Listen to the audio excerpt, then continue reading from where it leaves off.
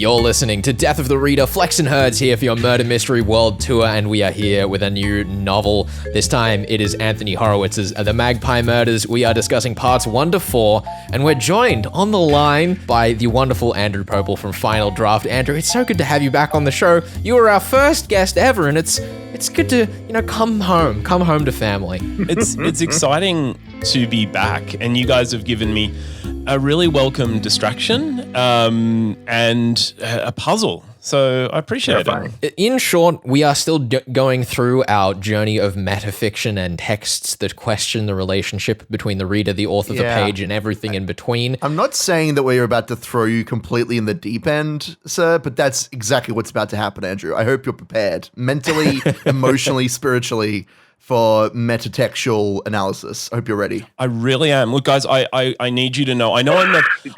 I know I'm not allowed to do any study. I'm not allowed to Google who done it Magpie Murders. But I will let you know. That's fair. I've listened to Phoebe Reads a Mystery, and I managed to solve the first Tommy and Tuppence. I've downloaded Among Us, but I haven't played it yet.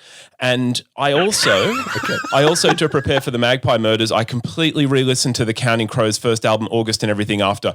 Unless the killer turns out to be Mr. Jones, though, I don't think that helped. This is the kind of effort I expect you to put in from now on, Herds. Yeah, for sure. I need you to download video games and not play them for your study. I usually just play them when I download them, but you're right. Maybe that's the step I've been missing all these years. Anyway, we at this point in the novel have witnessed the funeral and something of the aftermath of the death of Mary Elizabeth Blackston. And as we get towards the tail end of our venture, we've also seen the death of Magnus Pye, a wealthy local landowner who was Miss Blackston's employer. Well, that's very much part of the kind of setup, isn't it? That Anthony Horowitz is using his fictional author, which is part of the the metatextual layer of this story, Alan Conway, to write this story. And in the very beginning of the novel, we have this stretch talking about how amazing the novels are, and how much the detective Atticus Pund, who we'll get to in short order, reminds readers of classic golden age detective fiction. We have all the classic characters, but we need to introduce them in a way that is palatable to a modern audience as well. And I think that the balance that Horowitz actually strives for here is really admirable. I appreciated the time and effort that he takes, leaning into those elements. Hey guys, can I jump in? Because I don't want to throw a proverbial cat amongst your pigeons, and I'm going to hit as many magpies. I'm going to hit as many Agatha Christie titles as I can in this. Anthony Horowitz didn't write the Magpie Murders, though, or Magpie Murders. It's Alan Conway, and I feel like what I'm going to try and solve here is key. And I don't want to skip too quickly over this 3-page intro where we are told by the unnamed submissions editor that this book changed their life. And that we have been warned. And two things. I'm not going to be able to solve. There's 2 mysteries here, I feel like, and I'm not going to be able to solve the first one because I only have 3 pages of information from this unnamed commissioning editor. But I feel like there's something. You don't think that's enough? I feel like there's something coming. I'm going to actually have a go at it. I'm actually going to have a go at it, but I don't know if I've got enough information. I mean, I would be very excited to see you predict the tail end of this book, because I do want to be clear. One of the setups for this novel is that we have that introduction that Andrew's mentioning there, where we go through with our submissions editor, and then we venture into the Magpie Murders itself. And the implication is at some point we're going to get back to that submissions editor and what happened. And one thing I really love about metatextual novels is the way that completely seemingly unrelated events will foreshadow exactly what's going to happen later in the novel. So I'd be very, very interested to hear what you think In the Magpie Murders is about to unfold in front of our editor. Was it a wing pun? Was it an unfolding their wings pun? Is that what that was? Maybe it is. Flex, that's terrible. I'm also really interested. I've got a big overarching idea that I'm going to drop on you at some point, but I'm interested in the fact you've only mentioned 2 deaths, but in fact there are 4 deaths that I think are pertinent. Ooh. So we have Mary Blackston. She is the first. And really, her death is maybe an accident, but it's a locked room mystery. Okay, exactly. Mm-hmm. Then we have Sir Magnus, and this is looking, this is a little bit more bloody. This is looking a little bit more modern. But we also have in the past the death of Tom, brother of Robin Blackiston, and that is relevant, and I have a theory on that. But we also have the death of Dr. Redwing's father, which reveals important information. Now, I'm going to suggest that we may have. I think it's a bridge too far to say Dr. Redwing's father was killed. But I think Tom might be a murder mystery that we need to solve as well. Interesting. Because I think the fun thing is that as it's presented to Atticus, our detective in this story, he's presented Mary Elizabeth Blackiston's death, and he's like, "No, I'm not interested in this case. This isn't worth my time."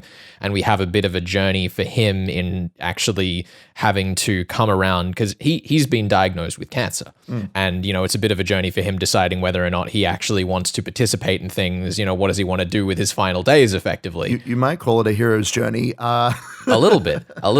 Well, yeah, like the fact that he explicitly denies Joy's Sunderling's call to action. It's very on the nose, I felt, in the way that it's kind of delivered. You brought up the cancer diagnosis, and this is kind of linking into my big overarching theory.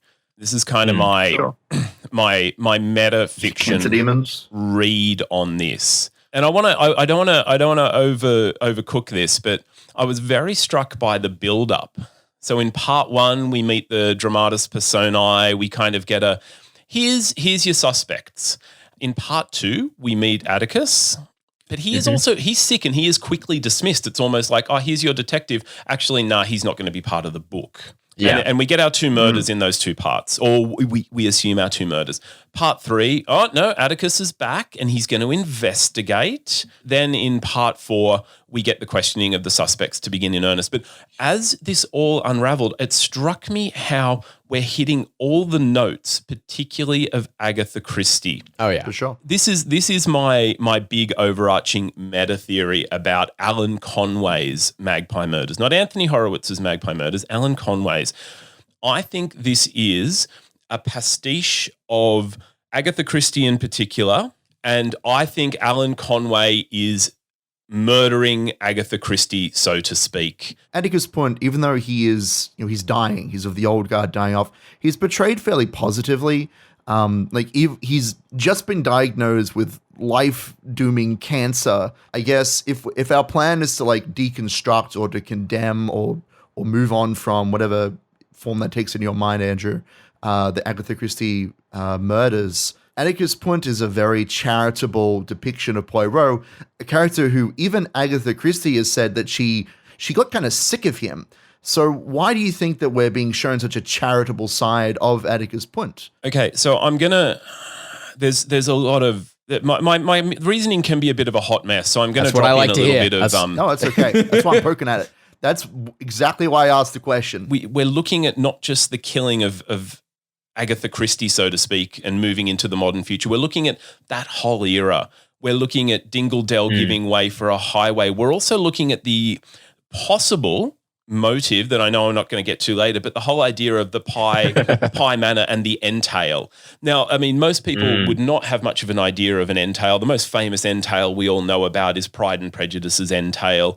But basically, this idea of the way property will pass down and it being a very, very old-fashioned and then quite vehemently spoken out against anachronism of the Old English past. I think we're looking at a movement into the modern era, and I think that's what the Magpie Murders represents. I love it. I think we will take a pause there. We will prepare ourselves for the later discussion of aforementioned mystery details. I'm very excited to get into this. Herds, I'm a little scared. He sounds a little too on top of the text for me right about now. I am excited for this. We may have met our match in only our second round. Yeah, look, I'm always excited having the new wind blow in and upset things in our little cruise into the woods here. So, yeah, look forward to the next part. Let's go, Andrew.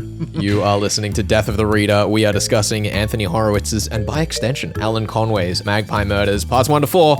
We'll be back with more of that in just a second.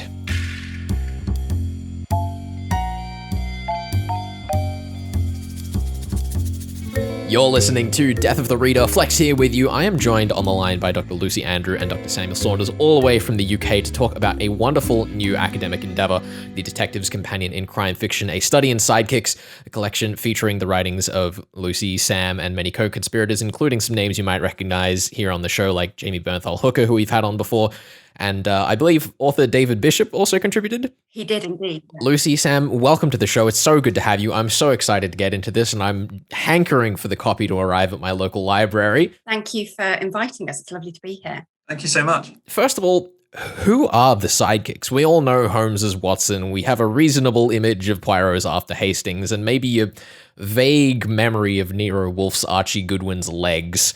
But how broad is the Sidekick scope in this collection? Well, it's quite broad, I think, and it's deliberately broad. And in fact, when we originally had the idea for this and we sent out a call for papers, I think we got a lot more responses than we were expecting. And some wonderful stuff that unfortunately we couldn't fit into this collection. So we've tried to sort of combine some of the really well-known sidekicks like Watson, Hastings, with perhaps some slightly less well-known sidekicks, or perhaps one of the things that we thought was important was to kind of broaden the definition of what we were thinking of as sidekick and its history. So we were looking at TV here. We're looking at comics and graphic novels. We're looking at children's literature and young adult fiction as well. Well, I mean, listen, as a firm advocate for the sidekick being the true hero of most crime and detective fiction, I'm right there with you. I'd love to see more work on it. So I'm super encouraged to have you guys, stepping forwards and kind of pressuring people into moving that along. I guess one archetype that I saw kind of reading through the synopsis of this that was really interesting to me is looking at kind of, the pretty but not so pretty sidekick, the femme fatale role. And somehow I realized we've actually managed to avoid this kind of archetype outside of Josef Skrzewski's Eve Adam on this show. But why do authors so often give us reason to doubt strong women as sidekicks? And why should readers be excited to see that mold challenged? Yeah, that's a really good question. And something that we wanted to do was to kind of pick up on some of those sidekicks that were, I guess, unfamiliar in some ways, that weren't in this kind of traditional mold. And actually, that was the one that was most surprising to me, I think, from the abstracts that we got in, thinking of the idea of the sidekick in hardboiled detective fiction, because we very much think of these being as sort of lone wolf figures. In a way, that was the most exciting, I think, when we could see these female sidekicks to male detectives quite often, boy sidekicks to adult detectives, criminal sidekicks to seemingly non-criminal detectives, and seeing how that kind of muddies the water a bit in terms of what we think about that relationship and what it's doing and what it means. Well, yeah, I mean, I think the example that comes to mind most obviously, because you have a Batman poster on the wall behind you, Lucy, as I see you here, though our listeners won't unfortunately be able to share in its glory, is that we think of, particularly modern adaptations, Batman as the joke and the Joker as such opposites. And really, in a lot of ways, that's kind of a sidekick role, which is kind of an exciting reframing of that typical relationship as adversaries. Yeah, definitely. And that's something that I think we've been seeing in modern crime fiction, particularly in film and television more recently, this notion of the relationship between the detective and criminal changing into a way where actually they become, each other's sidekick quite often. And the criminalization of the sidekick in some ways is something that's been really interesting to me. But also with, Batman, that notion that actually something that I look at in my essay, which is on Frank Miller's All-Star Batman and Robin, is the way in which that kind of rewritten Robin origin story problematizes the initial relationship between having his, in this version, a 12-year-old boy being co-opted into this violent adult criminal world. And it's kind of taking a sort of 21st century, more dark, gritty, realistic view on what that actually means. One of the things that your chapter in the book deals with, Sam, is the reader as a sidekick. And how does that hierarchy work with us when we're not even in the story?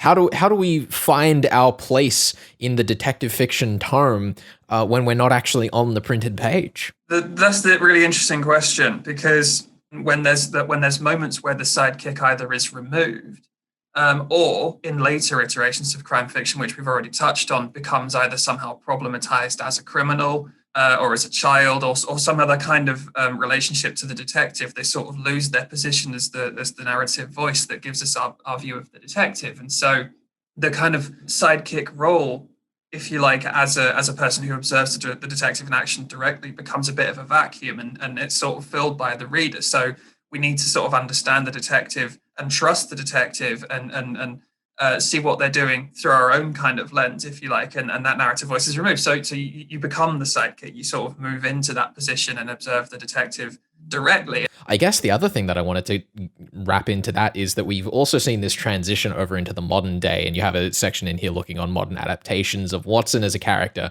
And to me, the thing tying all of what we've spoken about so far together is that so many modern adaptations of classic detectives and their sidekicks, particularly Watson, we start to see them becoming foils for their detective a lot more. We start to see Watson standing up against Sherlock rather than just being this dog with a camera on the back of his head chasing his master around. Why do we see that transition, do you think, in the portrayal of these characters? What is kind of driving us to expect more from our sidekicks? It allows us to sort of reimagine the stories themselves in other ways. So I think Sherlock's character changes quite a lot depending on the Watson figure that sits behind him. So the more we flesh out Watson's character, the more the rest of the story changes. And I think it's a kind of catalyst, if you like, to drive innovative adaptation. Yeah, I think there's also a way in which there's a kind of shift in the way that we're producing and consuming narratives today as well, particularly through shifts in film and television, how we're watching things through streaming services, changes we've got in serialized comics, for instance, and that notion that we're moving from those kind of standalone stories towards people wanting these serialized narratives where the sidekick can't quite have that reliability and kind of static nature. And also, things like fan fiction, that fan fiction has given people the opportunity to take these seemingly peripheral characters and look at them and, move them from the margins to the center. Yeah, I think also the other thing that kind of comes to mind there is that because of how much more of a visual how much more visual our storytelling is these days, both with cinema, television, comic books, compared to the early days of detective fiction, it'd just feel weird to not see the companion on screen, whereas so much of the original detective sidekicks is from their perspective. You'd almost just have to stick a, camera on someone's head and have them follow around the scene, and it'd just be a bit weird. Absolutely, it would. And I think also because the kind of unique positioning of the sidekick as the authorial voice in classic detective fiction is transposed into, as Lucy says, a kind of new way of consuming narrative media across a long period of time. I mean, the home stories originally were serialized or sort of self-contained short stories in a serial form. And I can think of quite a few examples of televised detective fiction where the detective-sidekick relationship becomes problematized or deliberately tense to create kind of drama, I think. And when we see that on screen, we kind of want to see more and more of it. So there's lots of detective fiction where the sidekick and the detective are at odds with each other because there's conflicting relationships or conflicting responsibilities. And that makes for good television, I think. I mean, we've talked a lot before about how the sidekick is the kind of narrative lens through which we observe the detective's activity. But at the same time, the sidekick figure acting as the authorial voice is also a necessary distancing tool between us and the detective themselves, because its fundamental core is that keeps us guessing about what the detective is actually doing. They talk about the intelligence of the sidekick and whether they are a bumbling figure who doesn't understand what's going on. And I've always kind of maintained that that's a necessary tool of the genre. It's not fair on the sidekick to say that they are the stupid friend. They kind of necessarily have to be oblivious to what's going on around them. Otherwise, there'd be no mystery to solve because we just get it firsthand. I will never forgive Father Ronald Knox for calling Watson the stupid friend of the detective, and then also writing Angela Bredon as the best sidekick in crime fiction.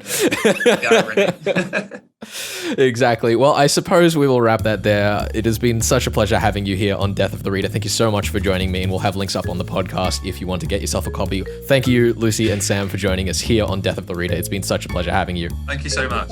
We are discussing Anthony Horowitz's Magpie Murders. This is Death of the Reader. We'll be back with more of that in just a second.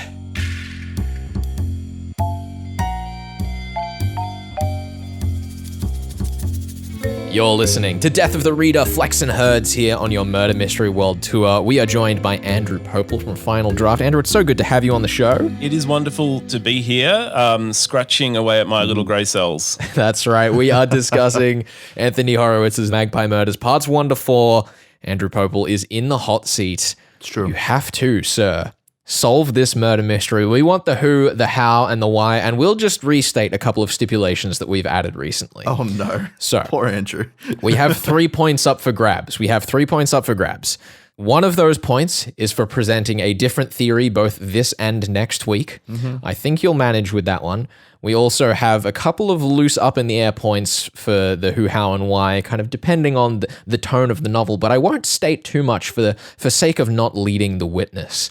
So I hope you're ready to step up to the plate, solve the 2, maybe 3, maybe 4, maybe more deaths that we have going on in this novel. A whole dozen murders. Let's hear right out the gate, Andrew.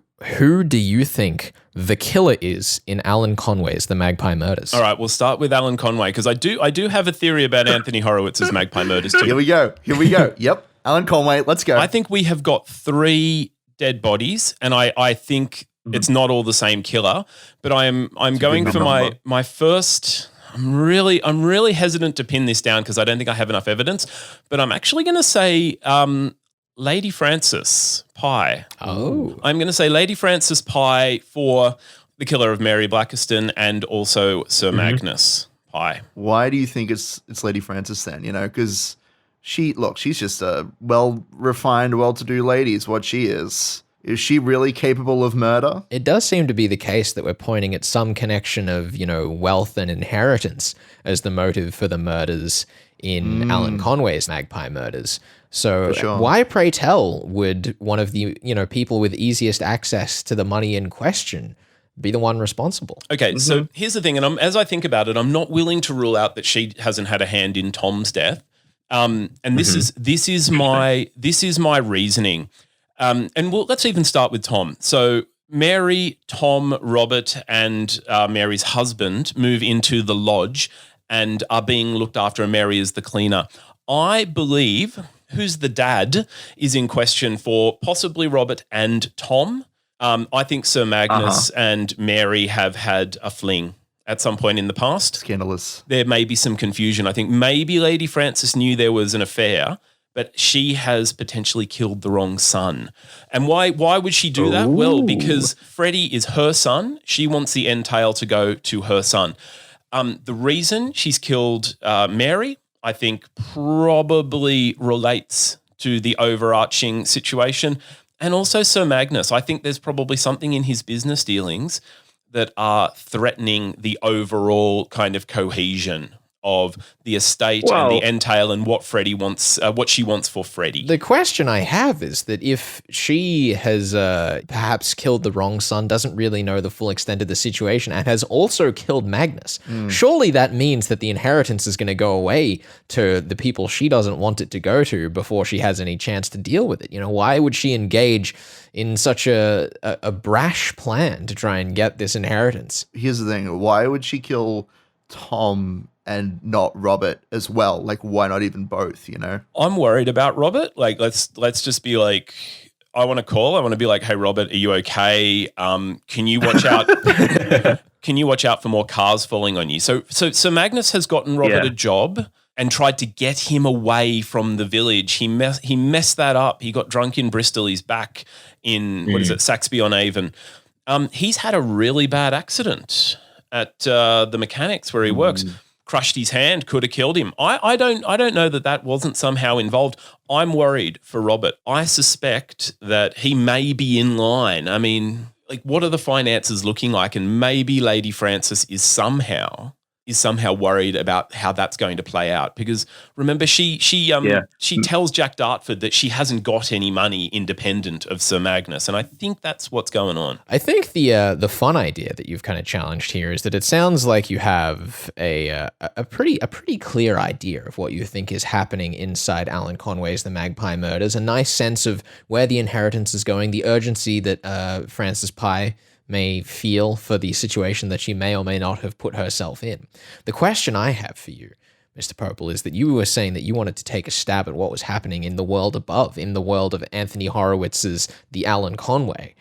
Now, pray tell to me, what do you think our poor unnamed editor has going in her life that changes everything relating to the texts of this very tome? Hey, can I just double check, guys? You guys have read this. You guys know where this is going? Oh, absolutely. That's how it works. Everything you say, everything you do, I'm reading as well. So I read the book. I even read praise for Alan Conway's Magpie Murders to give myself an idea. Okay, I want to point out to you first, I don't have a good one for Tom, but Mary Blackiston was supposedly killed by the Hoover. Sir Magnus was supposedly killed by an ancient sword. Yep. Yeah, got his head cut off. I feel like people are being symbolically killed by the trappings of their nominal status in society. And I wonder if somehow our unnamed editor is implicated by the pen. Are you suggesting, sir, that our unnamed, unpresent character on the page, who we have been introduced to purely by 3 pages at the beginning, could in fact be the culprit of our surface world story in Anthony Horowitz's The Alan Conway's Magpie Murders? Okay, it seems almost impossible that our commissioning editor could be the culprit in the sense of, having picked up the sword. But there are too many interesting links that I can't ignore, and that somehow they are, if not the culprit, but an inheritor of the culprit's deeds and somehow implicated. I mean, I'm looking at things like she describes her partner as being half Greek. Atticus Pund is half Greek. That's true. There's some sense that Conway does not have good relations with this commissioning editor. And I think perhaps this text, Alan Conway's Magpie Murders, is being used to expose something about our unnamed commissioning editor. In fact, this will be the last revelation. Interesting. I don't know. In some areas, I'm extremely impressed with the lengths you've gone to.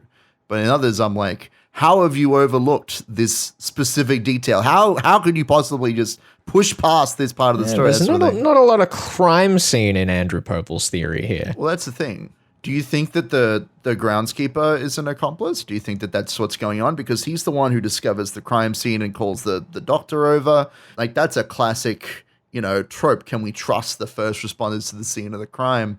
Do you think that maybe what we're being told through the text is not even accurate, I think we practically have to rely on unreliable narrators. I would suggest that the way they have been presented to us fits in with that sort of the larger meta-narrative of Alan Conway's Magpie Murders. I feel like there's more to come, and that more to come will inform my decision. Sure. Whether that takes me back into a more traditional approach or not. I don't think you need to go back, but I think something worth considering is that if your theory is that Alan Conway has written the Magpie Murders to explain something or expose something or to prove a point, then usually you need to engage with aspects, the aspects of the work that the author expects you to engage with in order to illuminate that purpose. And I feel like solving the murders with some sense of certainty is a part of that process. That's how I sort of approach these things. It'll be interesting to see how you go, especially with more chapters next time we speak. That it will. Solving everything. Next episode on the show, I want to be clear because this is a little confusing chapter breakup. Very, very silly. Because this book is long and logistics are a necessary evil. Next episode on the show, we will be going up to and including The Road to Framlingham, which is a section in chapter 2 of part 6 of the novel. We're going to have to talk about how this novel is structured because it is ridiculous. I get why it's the way it is, but it does make a little bit of sense in terms of what happens in the story, the way that it is structured, but it does. It is a little confusing to describe to you where we're going to because the formatting changes midway through the book, effectively. All right, well, Andrew, once again, thank you so much for joining us here on Death of the Reader this week. We'll have you back next week, of course, but I wanted to ask before we let you go, what do we have running on Final Draft this week? So if you are tuning in this week, on Wednesday night, you will be able to catch a panel discussion on a new Sweatshop anthology, Racism, Stories of Fear, Hate, and Bigotry. And next Saturday, actually a really exciting interview. I've got Tony Birch coming up. He has a new poetry anthology and also a short story collection. So August is a strong month. It's an anthology season for you, it seems. I've been really excited by the panels that I've been able to get together and having just incredible minds talking to each other. I can almost, turn off my own mic and go away. Those are the best. The writing is so strong. So, I would love for people to tune in and catch these very important conversations. Fantastic. We will have links up on the podcast to make sure you can get to those episodes. Thank you once again for joining us, Andrew, and we'll see you right back here next week on Death of the Reader. Oh, I am looking forward to it.